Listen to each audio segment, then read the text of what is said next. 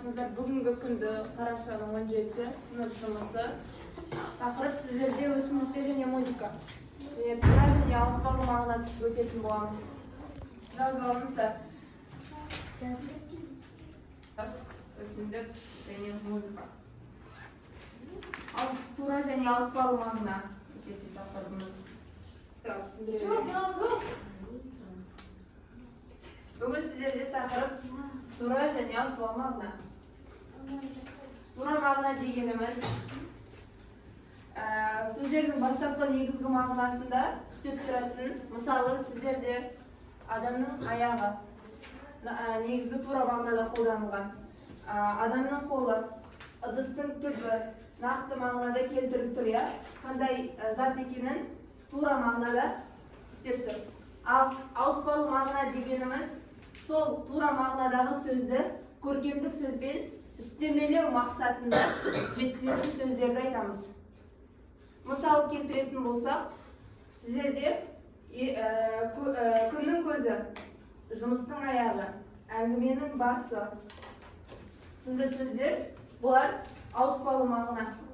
Көркемдік әдебиетте оқисыздар ғой, сол кездерде осы сөздерді көп естисіздер. Ауыспалы мағына ретінде көркемдік сөздерді өздерінің қолданысы кезіндегі көркемдеуіш құралы ретінде қолданатын сөздерді ауыспалы мағынамыз. Ал тура мағына дегеніміз дәл өзі белгілі сөзді тура мағынасында жеткізу. Адамның қолы, ыдыстың түбі сынды сөздер түсінікті ма? Ондай болса, сіздерге тапсырма берем. Ауыспалы мағына мен көп мағыналы сөздерді, тура мағыналы сөздерді жазып шығасыздар. Сіздерде берілген бірінші жақсы сөз, жақсы адам, жақсы ой, жақсы күн, жақсы бала, жақсы өмір. Екінші терең сай, терең білім, терең құдық, терең су, терең сезім. Үшінші долы дауыл, долы күш, долы жел, долы адам, долы теңіз. Дәптерлеріңізді ашыңыздар. Осы сөздерді тура және ауыспалы мағынасына бөліп жазасыздар. Здестерді теріп жазасыздар. Апай, осы жердегі бір-екі тұрғының барлығының ішіне? Иә, әрқайсысын теріп жазасыз.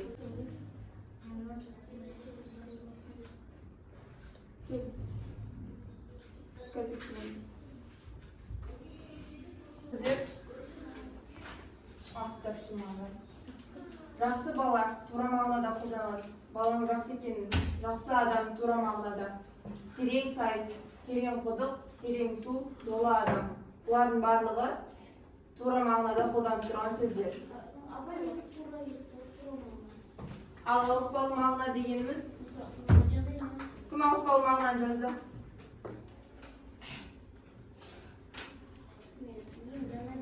Бізді ашыңыздар, ішіне мәтін берілген. Кезекпен кезек оқиға. Көтер басайыз.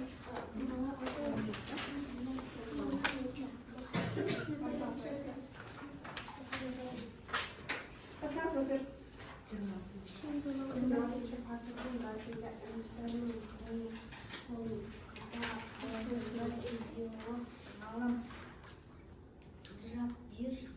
Бос өсімдіктердің дамуына музыканың әсерін бақылап тәжірибе жасаған. Зерттеу нәтижесінде өсімдіктерге скрипка дыбысының өте жағымды әсер баласының жылдамдығына байқаған. Мимозаға күніне 25 минут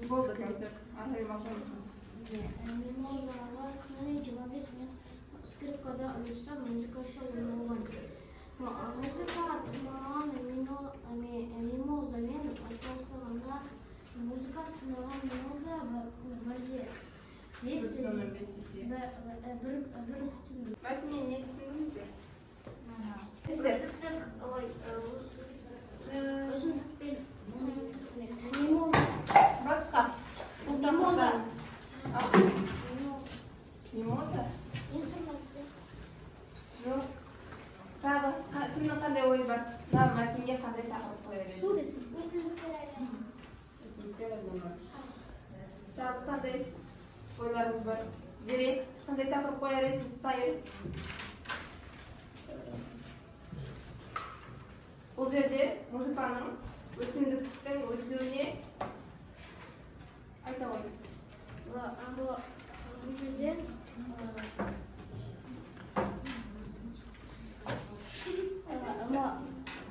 музыканың әсері болатын өсімдік.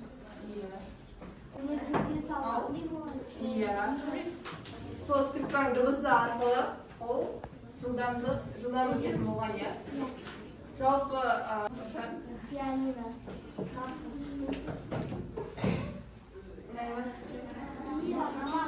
Амир, сізге қандай аспапты жақсы көресіз? Иә. Мен домбырадан біледі. Домбыра ойнай ма? Гитара ойнай ма? Нұрдәулет, сізге ше?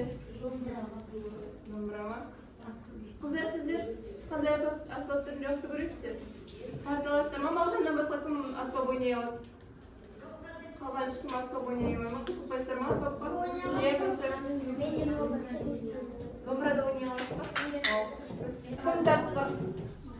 Қазір әрқайсыңыз жеке тақтаға шығасыздар. Мен сіздерге қолдарыңызға осы қағаздарды беремін. Осы қағаздардың қайсысы ауыспалы, қайсысы тура мағына екенін қағаздың ішіне салатын боласыздар, жақсы ма? Қай мағына? Сөзді оқыңыз бірінші. Керек мағына. Керек мағына. Тура мағына ма, жоқ ауыспалы сөз? Ауыспалы. Иә. Ауыспалыға салыңыз. Кезіп. Қатар. Қазір.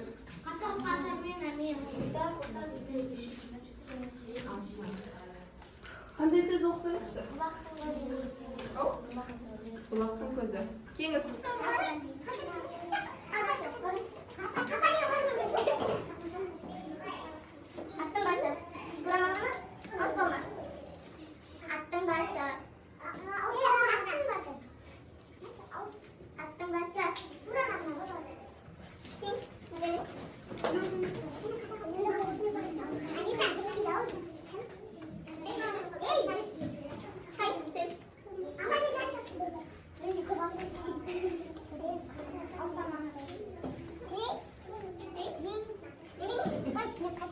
Қой дейді.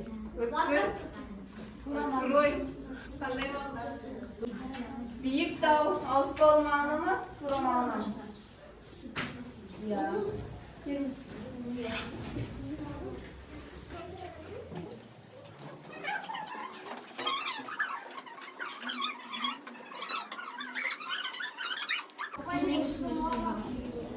Ал. Қандай сөз?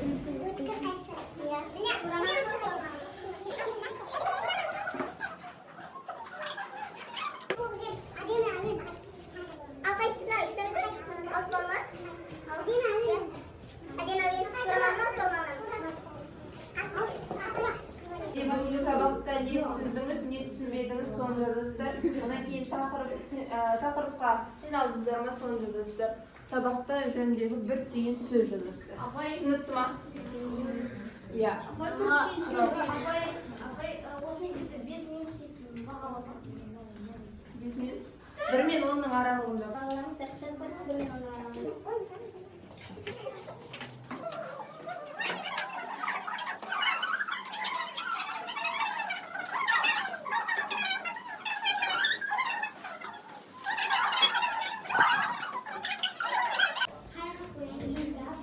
Дөңгелек тұр ғой шеңбер. Соның ішіне бал қоясыздар. Ал бос орынға өздеріңіздің ойларыңызды жазасыздар. Болдыңыз ба?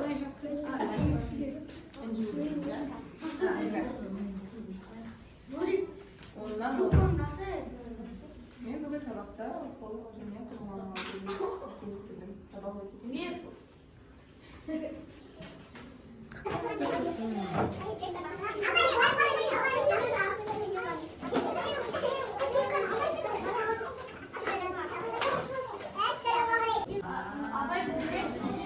Үйге тапсырма, ереже, тура және ауыспалы мағынадан жатап келесіздер. Жақсы ма? Ереже сұрайтын болған келесі сабақ. tapsırma 47. bet. Жазып түсіріп алыңыздар. Үй тапсырмасы түсінікті ма?